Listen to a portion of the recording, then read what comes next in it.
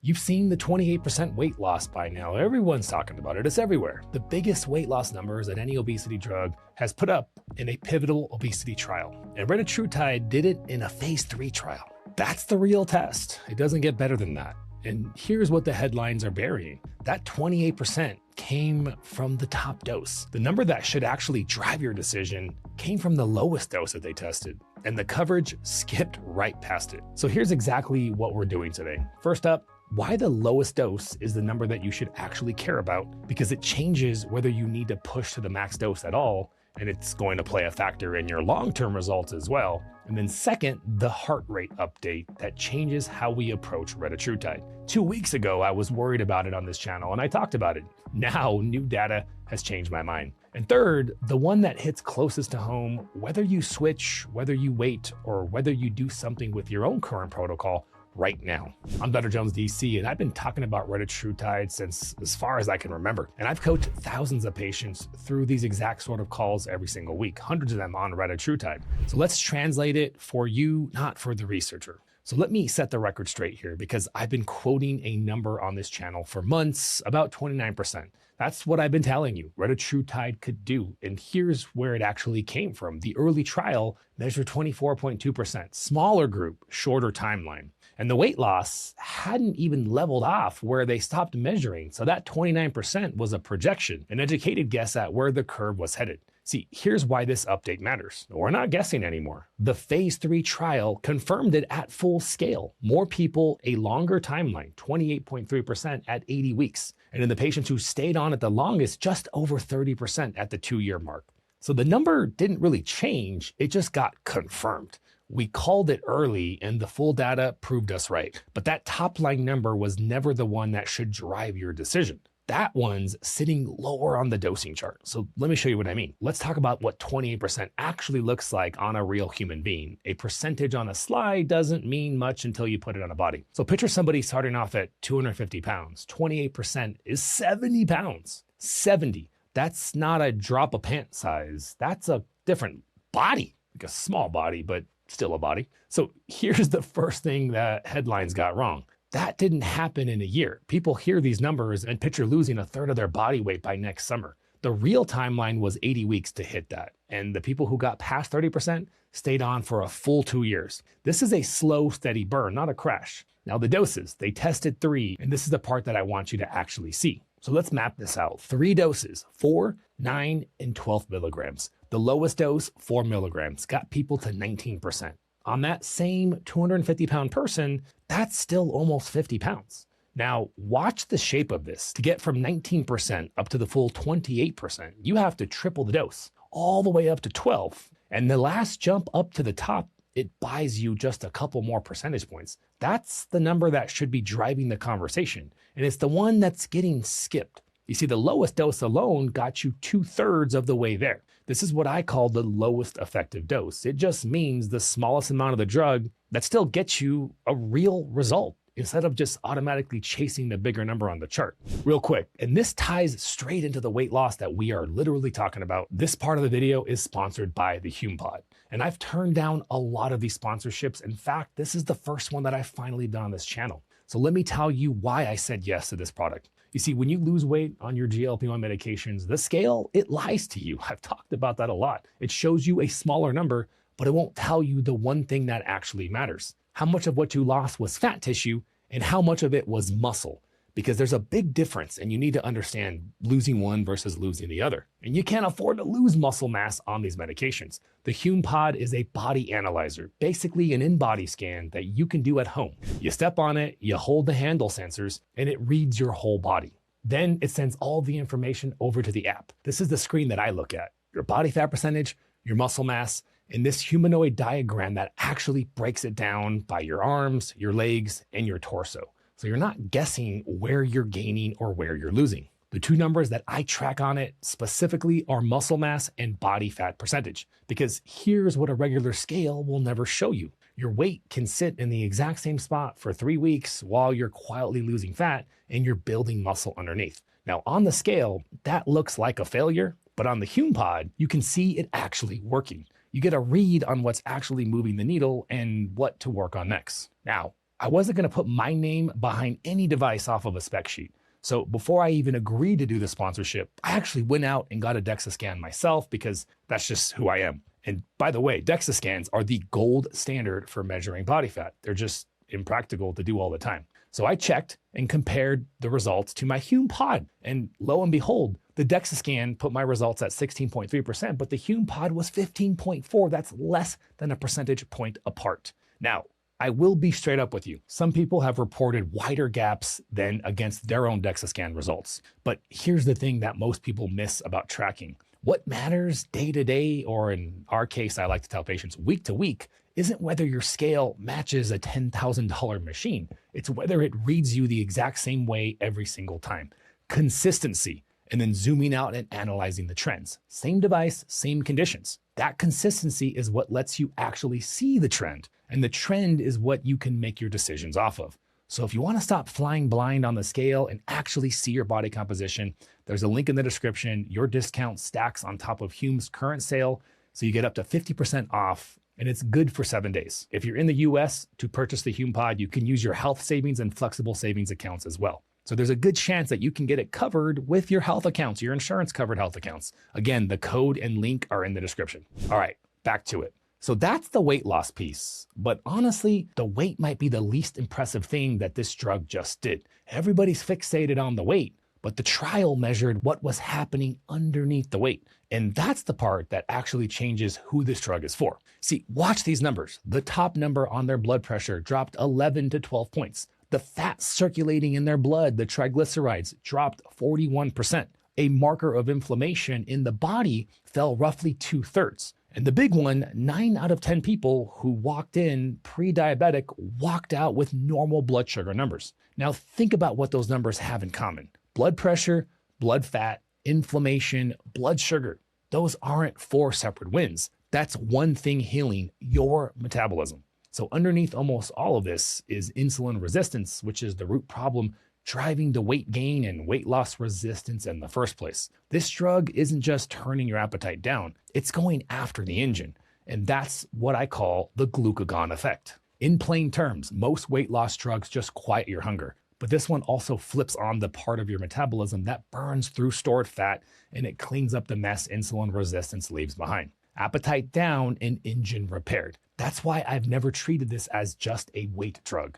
And that brings me into the one that I owe you an update on. A few weeks ago, I sat right here and I told you to be careful about Retatrutide and your heart rate. I was looking at the early data. It showed heart rate climbing 5 to 7 beats a minute at those doses. That was real. And I told you to take it seriously. But the first phase 3 data just came in. That's in the diabetic population, but it came in 2 to 3 beats per minute. Less than half of what had me concerned. Now that puts Retatrutide right in the same range as Semaglutide and Tirzepatide as far as heart rate increases, the medications that millions of people take every single day. Now that 2 to 3 number comes from the diabetes trial, like I said. The heart rate data from the big obesity trial, the one that those weight loss numbers came from, hasn't been released yet, so I'm excited to see that, and you know I'll make a video about it. So this is the first phase 3 signal, and it's reassuring. It is not the final word. The moment the obesity data drops, you'll hear from me. And honestly, that's why I update you when the data changes. The channels that have never walked anything back, that were never wrong about anything, those are the ones that you should be nervous about.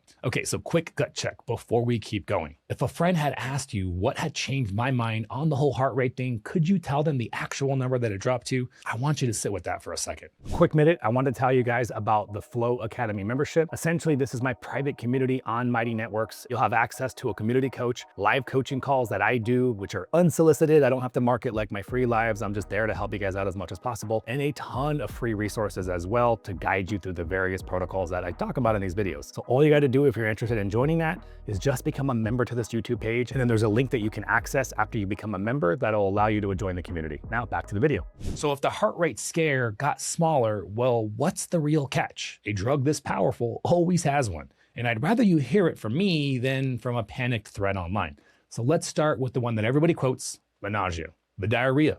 Yeah, it's real. But here's the number that actually matters. How many people quit the drug because of it? On the starter dose, about 1 in 50 stopped because of stomach issues. That's not bad. Even at the top dose, It's around 1 in 20. So the side effects are common, but the number of people they actually run off the drug is low. And that gap is the whole story. See, most people ride it out as their body adjusts. And here's the one that I want you to actually file away. It's called dysesthesia. Okay, so in plain English, it means odd nerve sensations, little pins and needles feeling, a burning feeling on the skin, a little electric zaps. And this one's worth your attention because Retatrutide is where it showed up loud enough to make the trial report it. It can happen with Ozempic and Zepbound too. It's just rare enough that most people have never really heard of it. Now, I'm not telling you that to scare you. I'm just telling you because this is exactly the trait. Online, you'll see people calling this drug overclocking your body, like you're redlining an engine for 2 years straight. And I get why it feels that way, but that's the wrong frame. You're not breaking something. You're just running a more powerful tool. A more powerful tool asks for more attention, not less. The nerve stuff, the stomach stuff, the dose decisions, none of it is a reason to be afraid of this drug, in my opinion. It's the reason you don't run it on autopilot. And that right there is the single most important idea in this whole video. So let me give it a name. I call it the Reta Tradeoff, and it's simple. This drug gives you more weight loss, more metabolic repair, more upside than anything before it. But everything it gives you on the upside, it asks for back in attention. Think about what we've covered. The dose chart isn't a straight line. So picking your number actually matters. The nerve sensations showed up clearly in the drug's trials. So somebody needs to know what's normal and what's a flag. The blood sugar effects can go in either direction depending on where your metabolism starts. And none of that exists with the simpler drugs in the same way. With something like Semaglutide, the path is pretty forgiving. Start low, go up, most people land fine. Retatrutide is not that. It's a more capable tool with a more narrow margin. And the difference between a great result and a rough ride is mostly in how it's managed. So when people ask me, is Retatrutide better? That's the wrong question. A stronger tool isn't automatically a better one. It's better in the right hands. With great power, you guys know that quote, comes great responsibility, to quote dear old Uncle Ben. Now, the exact same drug can be the best decision someone ever made or a miserable 2 years later that they quit halfway through. Same molecule, the difference is whether anyone's actually steering. That's the Reta trade-off, and it's the whole reason the next part matters so much. The question isn't really, is this drug good? It's, is this drug right for you? So let me give you the framework that I use when I talk to patients about this. So here's how I actually think about whether Retatrutide is the right move for somebody or whether they're better off with something simpler like Tirzepatide. I sort these people into 3 paths, and the new data sharpened all 3 of them. Okay, path 1 is for the person whose main enemy is food noise, the constant mental chatter about your next meal. If that's the whole battle, you may not need Retatrutide at all. Tirzepatide already quiets that beautifully, and it's more simple to run.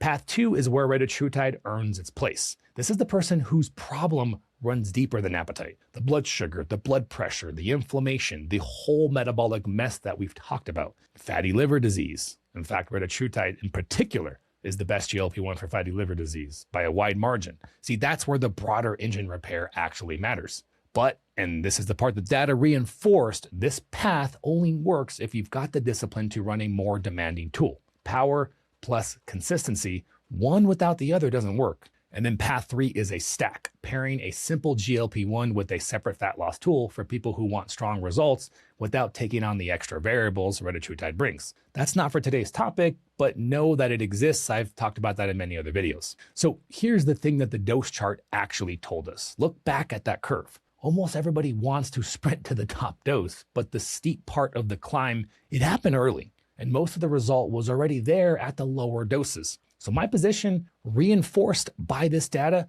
most people should stabilize on a more simple drug first. And if they move the Retatrutide, find their sweet spot, the lowest effective dose that gets the result that they need without pushing into side effects that they don't. Not the max dose, the right dose. That's the whole game. Not what's the strongest thing I can take. It's more like what's the right tool at the right dose for the problem that I actually have or that you actually have, right? Chasing higher doses has caused more long-term rebound than any other strategy that I've seen. So before I bring this home, be honest with yourself for a second. Out of the 3 paths, which one actually sounds like your situation?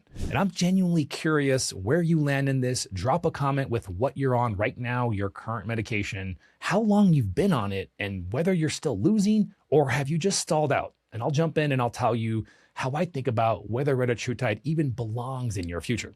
Work with your own provider on the specifics, of course, but I'll point you in the right direction. So why does any of it matter today? See, here's why. The timeline the company is expected to file with the FDA around the end of the year, Eli Lilly. Realistically, approval lands in late 2027, probably closer to 2028. So here's what moves the needle. The next year is your window to do the unglamorous work, right? Get your current medication dialed in. Get your metabolic health as strong as it possibly can be. Lose what you can right now, because here's the part that actually matters. The person who shows up to Retatrutide already stable, already metabolically healthy, is going to get a dramatically better result than the person starting from scratch. So the data isn't telling you to wait. It's just telling you to prepare. What you do in the next 12 months or so decides whether you're ready when this finally arrives, and what might happen, which has happened to more patients than I can possibly count, is hit your goal weight before you even are ready to switch to Retatrutide. That's what can actually happen when lifestyle,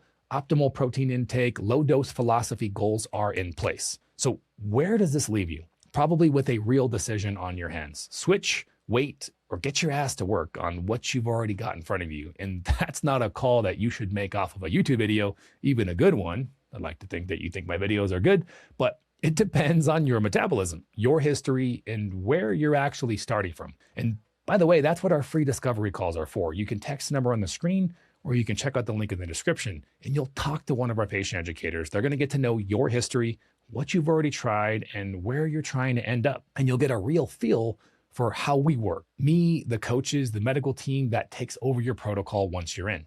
We'll go through the program. They'll go through the programs and the pricing too, so that you can actually see what getting this right over the long haul might actually look like for you. And if you're watching this more as someone who runs their own protocols than as an actual patient, the peptide prescription and optimization side of what we do is built for you too as well. Same number, same link. Retatrutide is coming, folks. The people who get the most out of it will be the ones who started preparing today. So let's get you ready. And I know a lot of you are still sitting with the real question: switch or stay put?